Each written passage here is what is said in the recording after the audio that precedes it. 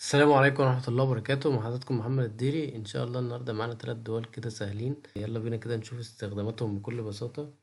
معانا دالة كاونت لوحدها، ودالة كاونت A، ودالة كاونت بلانك. تعالوا الأول نشوف دالة كاونت لوحدها. بيقول لي تقوم بعد الأرقام والتواريخ فقط. يبقى أنا لو عندي جدول زي ده كده فيه أسماء على أرقام على خلايا فاضية على تواريخ، فأنا لو دوست كاونت لوحدها وعد لي كده الحاجات دي كلها على بعض، هيقول لي ان هم 5. طب ليه مش 10؟ ما انا السيريال بتاعه فيه 10 خلايا. تمام، لا هو عد الارقام اللي هم ال3 دول. ادي ال5000 وال2000 وال1000، ادي 3 وخليتين فيهم تاريخ، يبقى 3 و2 5. هو عد الارقام والتواريخ فقط. دي دالة كون.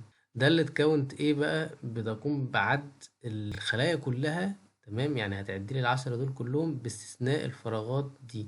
تمام، فلو قلت بيساوي كاونت ايه وحددت له نفس الكلام كده، هيقول لي ان هم عددهم 7. ليه؟ عد كل الخلايا اللي هم ال10 دول تبع السيريال، وشال منهم الفراغات دي كده، اللي هو دي 1 2 3، اداني 7. تمام كده. ده اللي كاونت بلانك بقى، بتعدلي بقى الفراغات بس. فانا لو عملت كاونت بلانك وحددت له الرينج كده، تمام، هيقول لي ان هم عددهم 3 فقط. عدلي الفراغات بس، 1 2 3، 3 فراغات. تمام كده.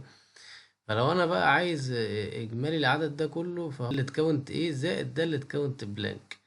يعني انا لو عايز بقى اجمالي الخلايا كلها اللي هم اجمالي ال10 دول كده، فهم هو ناتج جمع الدالتين دول اللي هو كاونت ايه وكاونت بلانك. فلو انا قلت هنا بيساوي اللي طلعته دالة كاونت زائد اللي طلعته دالة كاونت بلانك، هيديني ال10 اللي هم في السيريال بتاعي. تمام، دي كانت 3 دول كده سهلين.